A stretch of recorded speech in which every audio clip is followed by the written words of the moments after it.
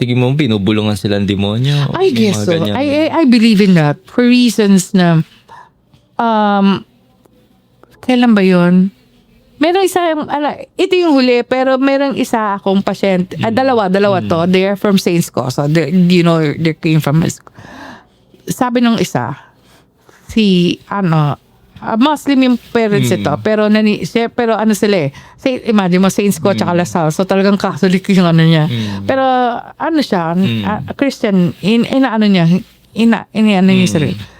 Nung nandun siya sa Saints ko, sabi niya, sa sobrang galit niya dun sa teacher dahil kasi hindi na niya maintindihan, parang bully rin yung teacher lahat. Sabi niya, minsan gusto ko nang tumalon dito sa building natin na ganyan-ganyan. So, napunta siya sa guidance, tapos sabi, hindi siya pwedeng mag-enroll unless na mag-undergo ng second, ng psychological fit to go back to school.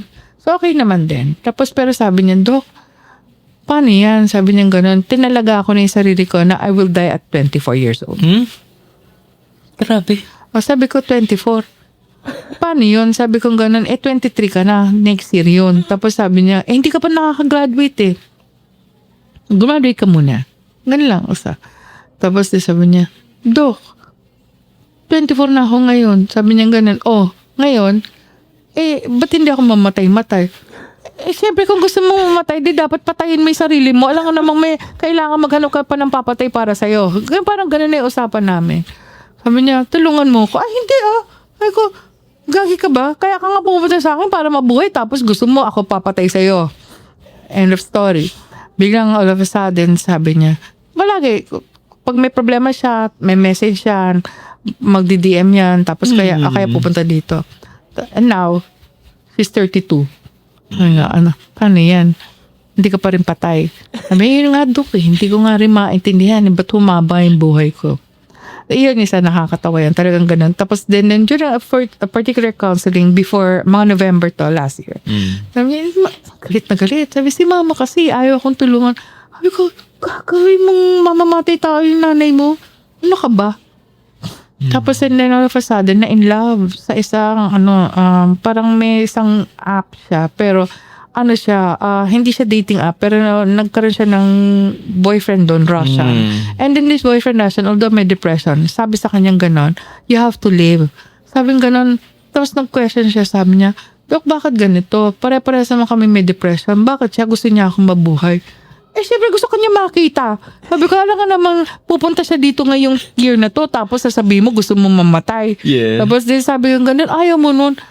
Sabi niya yung hirap nun, ayoko nun. Sabi niya ganun, gusto ko nga mamatay, tapos gusto niya. Sabi ko, di ba na in love ka? So sabi ko, baka yun ang umpisa. Tapos sabi niya, nakakainis ka. Sabi sa akin, ganun na usapan namin na hindi na siya na nakakainis ka. Sabi niya ganun. Kasi sabi niya, ikaw yung sa lahat na nagpupumilit na mabuhay ako. Samantalang ako nga, tuwan-tuwa ako na yung iba sabi niya, go ahead. Sabi ko, ba't hindi mo tinutuloy? Sabi niya, hindi ko nga alam siguro lakas ang kontra mo magdasal para hindi matuloy. Diba? Isa lang ang sinabi ko. Pumunta ka sa COVID ward para pag mahawa ka doon ka na mamatay. Sabi gano'n, ba't hindi mo ginagawa? Ayoko, magsasuffer ako. Precisely, sabi ko, when you talk about yung gusto mong ganyan na mamatay, suffering yung aabutin mo, hindi yung death na instant na gusto mo. Yeah. At kahit magpakasagasa ka, imposibleng hindi ka bubuhayin para patagalin yung agony mo bago ka mamatay. Tapos sabi niya, ay, nakakainis. Yan yung isa. Second, may isa. Nakakatawa. Sabi niya, Dok, ayokong gumaling. Kasi pag gumaling ako, hindi ko alam ang gagawin ko. Of which is right. Kasi ang sabi niya ganun, pag gumaling ako, alam ng mga magulang ko, hindi na ako pupunta sa'yo. Hindi na sila magbibigay ng pera para pang counseling ko. Right. And then third, mas lalo tuloy ako mag-iisip na paano yan, wala na akong guidance, kaya ayokong gumaling. Sabi ko, ewan ko sa'yo. Sabi ko, di pumunta ka na lang kahit sabihin mong gano'n na kailangan mo ng check-up ganyan. Sabi niya, kasi hindi ko naman masasabi na at this point, hindi mo na nga ako kailangan. Dahil kasi graduate ka ni. Tapos nandito ako. Kaya sabi ko, kasi kaya, yun nga yung problema ko kasi gumaling ako. But diba, sabi ko sa'yo, ng mga utak ng mga ibang mga tao. Yeah. So, tingin mo, Doc, bakit, kamusta bang mental health, dumadami ba? Mas dumami ba ngayon? siguro right after the pandemic, sobrang dumami. Oo. Second, ang nagiging problema, it's not because of the pandemic issues. It's more of mas maraming Gen Z ang mas sobrang siguro ang nag-aaral sila ng kanilang mental health kay Dr. Google. Kaya pag pumunta dito, meron na silang statement na I think I have depression, I have bipolar syndrome, ganyan-ganyan. Yes. How sure are you that you have those symptoms? Sabi ganun, I had a research already, ganyan-ganyan. Sabi ko, and then, sabi niya, ito yung manifestations. So, I just wanted to make you confirm yung mga assumptions ko. Ganun. Sabi ko, di sana hindi ka napunta sa akin. Sabi ko, ganun. Yeah. Oo. Ganun yung mga nangyayari. Meron ng bago ngayon, Dr. ChatGPT na. Ang mahirap nga naman sa ChatGPT naman, sabi ko nga ganun, sige, gaya ka dyan. But remember, some medications being told by ChatGPT, kung ano yung nakalagay dun sa mga sa mga nila, yung mga nasa labels, tsaka sa history ng gamot na yon. Pero sometimes, hindi exactly na some medications are being used for a particular ganito to help ganito na maalis itong mga ganitong symptoms. Kaya dapat tigilan mo rin yung pagre-research ng sobra-sobra. Yeah. Yung mga nagsusuicide, Doc, babalik ulit ako, intentional out of free will, tingin mo ba most of them out of their free will yan? Sometimes it becomes an accident. You know why? Kaya nga kahit sa Amerika sinasabing ganun. They have to check whether a driver who had an accident and died in a crash had previous psychological history or during that time what brought about yung crash. Because sometimes when you drive and then you thought about na parang you were betrayed or you lost somebody ganun, so you were thinking na sana mamatay na lang ako. So psychological yung effect, and they will say na it's suicide rather than it's an accident na nabangga lang sila or nag-crash at namatay sila. And then dito rin, pwede rin na ganun ang pag-iisip natin. But definitely, para sabihin mo, to assume na magko-commit ka ng suicide, somewhere or another, ang brain mo or yung mind mo talagang nagkaroon ng fits of depression. Kasi hindi ka naman mag-iisip ng ganun kung hindi ka nakaramdam ng something na talagang a very stressful or traumatic experience that can lead to that. Yeah. Possible kayo mga unresolved childhood wounds, Doktora? Unresolved childhood wounds is nakakalungkot because those unresolved childhood wounds, when the time comes, siya, biglang lalabas. And then magugulat ka na everything stems out from the childhood wounds, like they were being abused before, they had this traumatic experience na kung ano. Kala nila wala lang. Oo, tapos and then all of a sudden, biglang sila, lalabas ka agad siya during the time na pag nag-counseling na, yun pala yung dahilan. When they ask, because when you go into counseling, syempre yung history nun, you dig into it. Syempre first session wala, second session, parang, have you ever tried to realize bakit nagkaroon ng ganito? I always ask, what are the triggers? What caused the episode? And why do you think that happened? Tapos pag sinabi na, I don't know why ganito, pero pag ganito na, babalik na kami sa childhood. And then dun mo makita, yun yung mga unresolved issues. Yun talaga? Oo. Kahit may mga asawa na sila, may Oo, in fact, parang sasabihin ganito, my husband doesn't know that I was abused during my childhood years, and then now parang I have a conflict considering na nagkaroon ako ng anak na babae, baka it will happen to yung mga ganun. Yeah. So pag ganun, Doktora, anong sinasuggest mo sa usually spiritual yeah. agad ba? Not necessarily, pero sabi kong ganun, do you want that your husband will know what we're talking about? If you don't like, then I think you have to do something about it. Second, have you forgiven yourself? Yun, oo. Second, if you have not forgiven yourself, I think you have to do something about it. Third, you might be psychologically, emotionally, physically healthy, but spiritually you're not. So you have to elevate your spirituality. And when I talk about spirituality, I do not talk about the religion. I talk about your faith. And when I talk about your faith, it doesn't entail na you have to be very parang prayerful. Try to do an act of kindness and try to be an inspiration to other people. If that happens and then umayos ka, then you are at peace. Yun lang ang kaya ko ibigay sa'yo. Second, sabi kong ganun, when you talk of spirituality, it entails a lot of things. It entails yung parang paniniwala mo na bakit baka kasi before you question na bakit hindi ka tinulungan ni God during the time of your abuse. Bakit ganito na pinabayaan ka ng Diyos? Yeah. Actually, hindi. Sabi ko ganon. You have to check.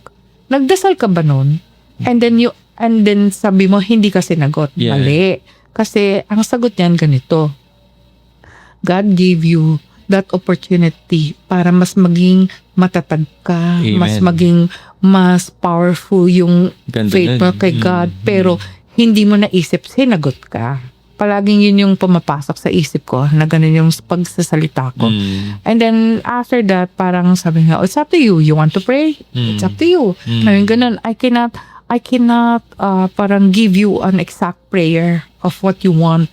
Kasi sometimes, iba yung memorized prayer, iba yung prayer na you wanted. Simultaneous. Na galing talaga sa puso mo. Oh. And then, pag naintindihan mo yon, babalik ka dito. Isa lang ang tanong ko sa iyo. What will make you happy? When you know the answer for what will make you happy, tapos na tayo. Hindi na tayo magkikita uli. Pupunta ka dito, dadalawin mo na lang ako. Yan o. Nice. So, naniniwala ka, doktora, ang solusyon sa mental health, mga wounds is divine pa rin. I always believe in that for reasons na kung yung mga medical problems nga kahit na sabihin mo may gamot, iba pa rin yung sinasabi ng doktor na parang milagro na lang po makakatulong sa kanya, and then eventually magugulat sila na gumaling. Kung sasabihin nila na bakit ako naniniwala dyan, my husband is a living testimony. Yeah. My son is also a living testimony. Oh. He was diagnosed with malignant cancer when she was 22 years old during the time ng COVID. Supposed to be, mag-exam siya ng final exam nila, gano'n. Sumakit yung tiyan niya. Buti nandito siya since COVID noon. Tapos and then I have to excuse and then inoperate siya. Tapos nalalaman namin, it's cancer. Because waiting for the biopsy is a 14-day oras-oras. Wala Grabe akong yun. iniisip kung hindi magdasal. And my son during the time was into depression na ayaw umakit sa taas kasi alam niya na mas magiging malungkot siya pag in-isolate sa niya. So dito siya natutulog kahit manlakad yung tao na yun. Tapos and then parang iniisip niya, what will happen to me? Will I prepare myself for death na, mommy? Sabi niya gano'n. Tapos sabi ko na, I don't know to think about death. Sabi niya gano'n. I want to think na parang everything, is into God's plan. Sabi ko ganun, wala ako. So, nung time na pumunta na sila doon for the to come up whether he was clean after the operation and everything. Nako, eto namang si Onko na na resident, sabi, positive. Siyempre, super takot na nung husband ko. Sabi niya, ba't ayaw mong pumunta? Ayaw ko makadinig. In fact, sabi ko nga, yung ninang niya na assistant administrative ng hospital na yun, nung time na yun, ayaw sabihin sa akin. Sabi niya, ikaw na lang magbasa. Sabi ko, hindi ako marunong magbasa. Tapos sabi ko, imposible hindi mo babasahin. Kaya na nalaman kong gano'n. Tapos sabi niya, you have to wait for the chief onco surgeon. 4 o'clock pa daw yun. So, 2 o'clock ng gano'n. So, nag-wait sila. Tapos kinesta. Tapos, 6 o'clock na, hindi pa dumarating mga ito. So, my husband, yung isang babae, yung mataba na babae na pamangkin ko, tapos yung anak niya, and then yung anak ko, were there, 4 sila. 6 o'clock na, hindi pa umaalis. Ay, hindi pa sila bumabalik or wala, tamawag, ayaw sumagot. Tapos 6:30, tumawag ako, na-reach ko sila. Tapos sabi ko, ano nangyari? Ba't ang tagal-tagal nyo? Nagsa-celebrate kami. Mga walang iya kayo. Sabi ko ganun, iniwanan niyo ako. Sabi ko ganun, kasi hindi namin mapigilan na wala. Nag-iniwanan ako. Yeah. So sabi ko sa'yo yung COVID. Hindi COVID yung experience ko. Talagang lahat ng klase na struggles. Wala kwenta si COVID. So, parang walang kwenta si COVID. Kasi, di ba sabi ko sa'yo, isa Pero lang na-COVID ka. Oo, 2 beses. Parang inisip ko, Lord, isa na nga lang binigay mo mawawala pa, parang ganun na lang. Grabe.